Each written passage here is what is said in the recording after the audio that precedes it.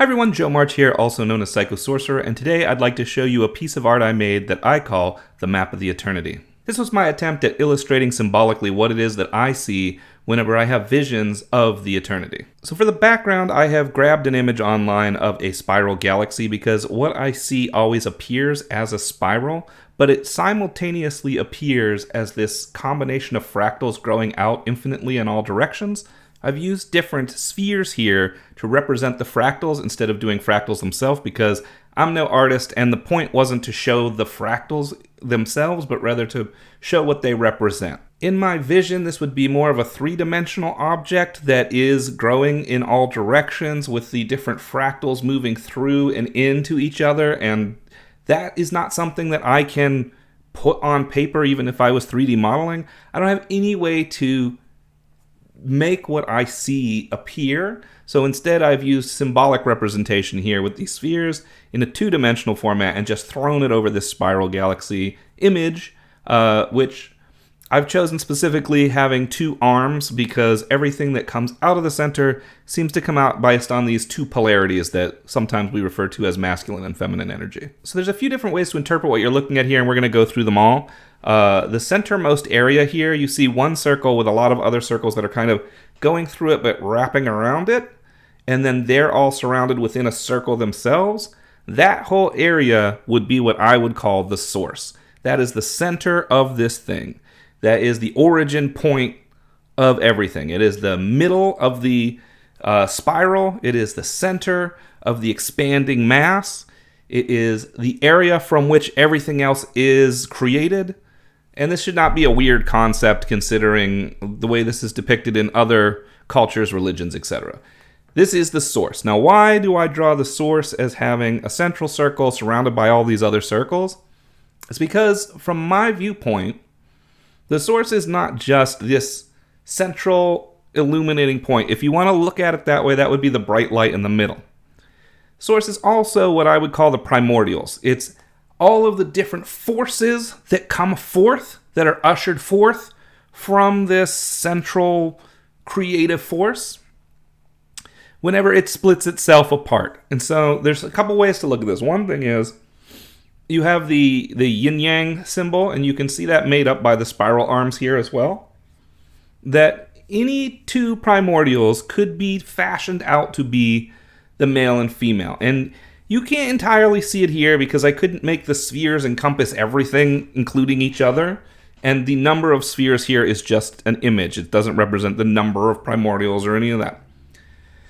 But if you think of it as every aspect that the eternity could cut itself into exists here, but they're all still part of it. It's all still one, and they are all made up of each other. In other words, there's no single part of this split that isn't actually connected to everything else. If you are to take two of them and fill up half with one and half with the other, you get the yin-yang, and one will take on what we might consider a masculine quality and the other a feminine quality, but that doesn't mean that they are the only two. There are many pairs that you could make, and you can make pairs out of any of them, as long as they cover the wholeness of what everything is when you put them together. And so there is this combination of this unifying oneness at the center, but also this splitting up into multitudes that's happening here.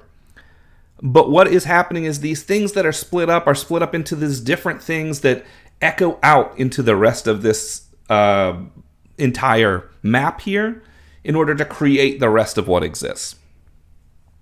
When you go outside of that sphere, you see what looks like exact copies of that sphere wrapped around it inside of another circle. Now, those are what I would call the gods. This is where the various forces that come forth from the center gel into their own duplicates of that central piece, and those duplicates take on functions. So instead of them each being 100% the same, they start to have individuality, but based on the need for them to have different representation by their placement here, or by their function, or something of that nature.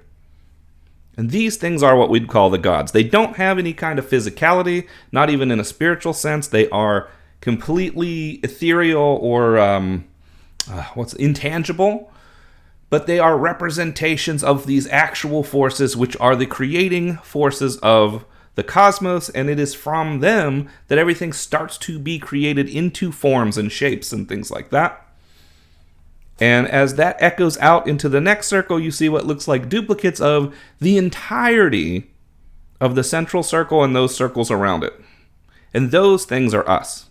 We include within ourselves the entirety of what has created us, but at the same time, we are outside of that thing. And you can see that there. Now, when I say that's us, do I mean that's us here on the physical world? Not exactly. I look at this more like an astral plane type of thing, where these are the spiritual us's, or what we might call our holy guardian angels, or our higher selves, or whatever. This is the spiritual true us that exists as a piece of the divine, which is grown as its own version of the divine, as you can see represented here, simultaneously part of a larger system that connects it to the true divine. So we are all of those things at once. And then if you go beyond that, this entirety, everything that's being created outside of that is still a work in progress. This will continue on into infinity, and we are just at this stage right now. But when you look at the whole picture, that's the eternity. And so one of the things that's interesting to me about this image is the call out that the eternity, which is everything all at once, and the source, which is the centermost point, are not one and the same. The source is part of the eternity. The eternity is more than just the source. And the source is also the seed of your consciousness. The consciousness of everything comes from that central point and then echoes out into everything else. So we are all that source experiencing itself through the entire system. However, we act like nodes in that system, each of us adding more to it to make this larger network of greater intelligence, greater experience. And when you put that entire network together, that's the eternity. I know this may seem like gibberish to some people. Also, this is based entirely off of some weird-ass trippy vision that I had and trying to find a way to represent it. So this isn't even like, oh, this is from ancient wisdom and some shit.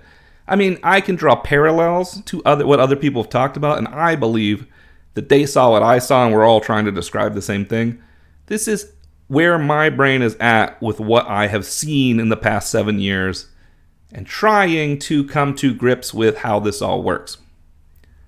Now, this diagram helps me with is this question of what if something is a god, is it within you or beyond you? And the answer is both. And you can see it better in this illustration.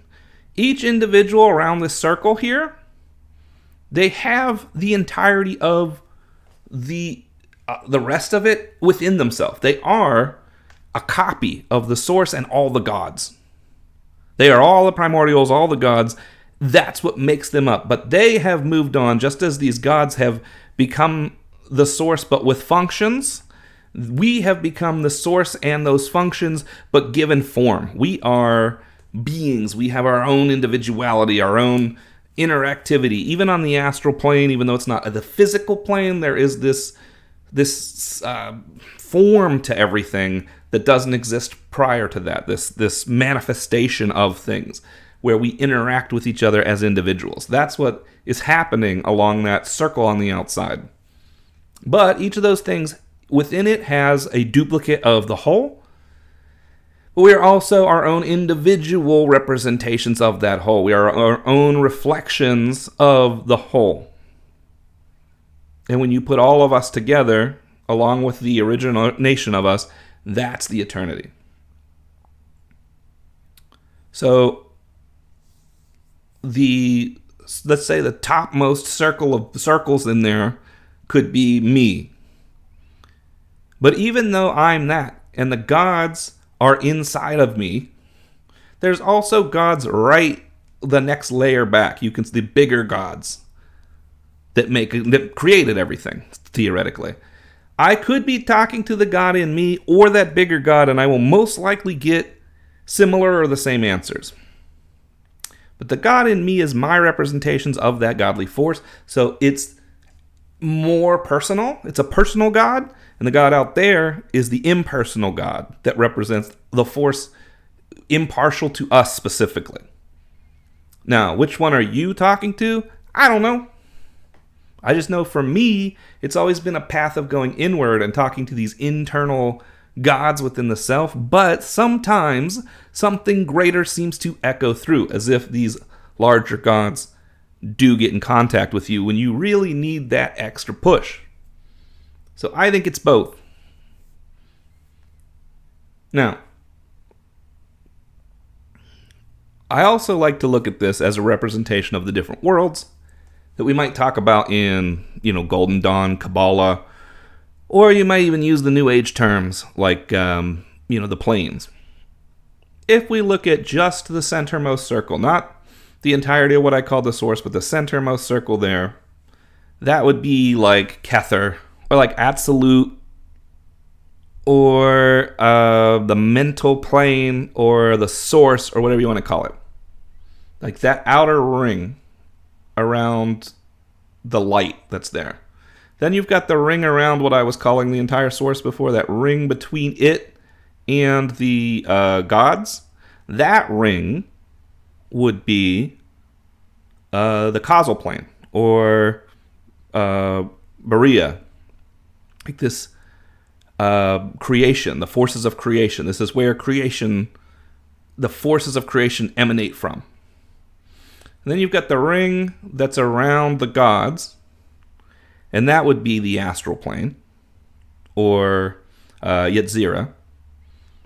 And then you've got the ring around the whole thing, and that would be the physical plane, or Asaya.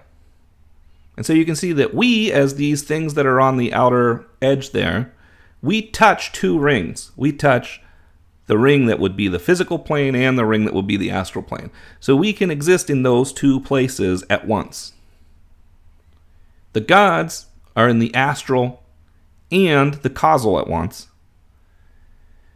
And then the primordials, as I would call them, exist both within the causal and the mental at once. So it kind of gives you this understanding of this echoing out. Now, I believe, you can't see it here, but I believe that there is a connection. The way I explained that we're all connected like nodes, everything's connected together, but we are connected directly to something specific. So let's say the top three circles there that are us are all connected to the topmost God. Like if we were angels, we would be its messengers, its angels, or its demons, or its whatever, its spirits. We are its incarnation into this form. And that God is connected to the primordials via, a pair of primordials, and then down into the center. So we are our witness, our consciousness, what we really are, is still just that same thing that we all are. It is that centermost source, that centermost consciousness, echoing across that line, experiencing us. But it's not the only thing experiencing us. Also, the primordials are experiencing us. Also, a specific God is experiencing life as us. Also, we, as these angelic beings, are experiencing one or more human lives currently. And so there is this like echo going on. And I think if we can unlock it, we can experience those other us's as if they are us here now. Now I know I lost some people on that, because a lot of people are happy when you say, we're all this centermost dot experiencing itself. But when you add these other layers, they're like, okay, based on what? And all I'm basing this on is my own, I don't know what you call it, gnosis, your own personal gnosis, because it's my own visions and experiences and talking and whatever. So this is not something where I'm like, adopt this, believe this. This is a representation of an experience I had that I'm trying to explain. And looking at this and hearing this explanation should tell you why I've had so much trouble trying to explain this. Now, the outermost ring of spheres, I like to call the spirits or the messengers, because if you think of it as like source, gods, messengers like angels, demons, whatever, we are on that level. That's where our spirit exists, right?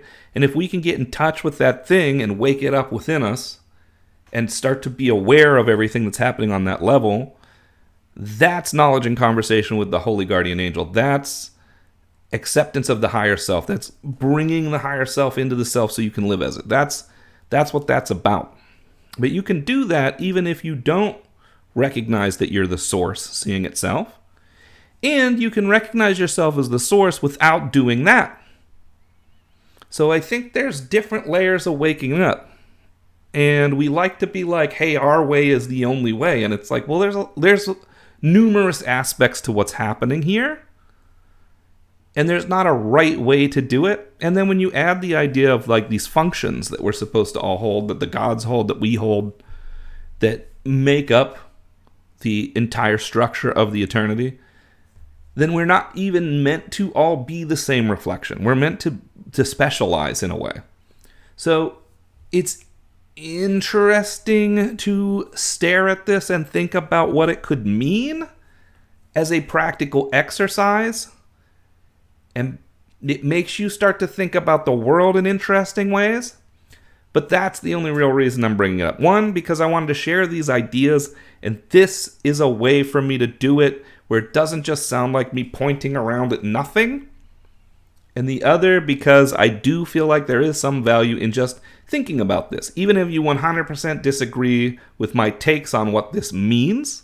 Because again, this is an experience I had, and I'm trying to filter it into something. So it's entirely possible and likely that I've got some of this wrong. I still think spending the time to look at this and think, what does this make you feel? What does this make you think is valuable? And so I wanted to share it here with you guys. Now I know that a lot of you guys have probably seen other things that are probably better representations of what I'm talking about in religions and things, and if you want to bring those up and tell me about them in the comments, I'm happy to have you do that. Don't assume that I already know all that stuff. I actually a lot of times learn about how my ideas relate to already existing ideas from you guys. So you, absolutely, if you see this and you're like, man, this is just like XYZ, share it with me. I'd love to look into that stuff some more. It's very hard to find stuff when you're trying to match a visual thing you had with what something else. I'm aware of some parallels, like the parallels in Kabbalah and things like that. I'm aware that these spheres within spheres is not an uncommon geometric shape when we come to like sacred geometry and stuff. I've seen things like the seed of life and stuff like that, which is different but has some similar patterning. And no, I did not pick the number of spheres based on the vision. I picked that based on my own aesthetic. So like, obviously, I have a love for the 8-pointed star. It's right here. It's originally the sign for Ishtar, Inanna, and it was the original sign when I started my channel because that's who I was working with as a goddess at that time. But it stuck around in this new changed form that I like to call the Ultra Eye, because the eyeball, the single eye, also represents the interactions I've had with the primordials and things like that. So this Ultra Eye is kind of a simplified representation of what I'm showing here. But because I like the 8 points, I made the 8-pointed star the centermost thing in here because I realized just playing around with it artistically that if I put the circles in the right number, I could create that star. And that's cool to me, but it's not because there's 8 circles. There's 8 circles because I wanted there to be the cool star in the middle. There's multitudes of circles. There's possibly a near infinite number of circles inside of there. But because I thought that looked cool as shit, I did that, and then that star ends up being throughout the whole thing. And so that's, again, it's sort of like this is a representation of my reflection of the eternity, just like we're talking about on the outer rim there. This is how I see it. This is not how you see it. This is not how everyone sees it. This is what's going on when I'm like, oh man, I'm trying to talk about this thing that I saw whenever the fucking roof just appeared off my house and this shit showed up. And then I came back out of it and was back in the physical form. This is a representation of what I saw, in case anyone wanted to know. So for me, it was really fun to create this, what I'm calling art, because I don't want to call it like a diagram or a guide, because I don't think it's necessarily useful to anyone but me, but I thought you guys would find it interesting. I have found a lot of good insight by reviewing it, creating it, trying to remember exactly what I saw and trying to represent it. And so really this was more like an exercise for me, but I thought you guys might like it. If you did, go ahead and give me a thumbs up down below. If you didn't, whatever. Hopefully I didn't waste too much of your time. You can always listen to these things on 2x. That's what I do with most videos on YouTube anyway. I won't take offense if you listen to my stuff at 2x. I can be a little bit slow speaking sometimes. Sometimes I have a tendency to start talking about other random shit. I get it. We all are human. But also, as you can see here, we're all so much more. And until next time, safe travels.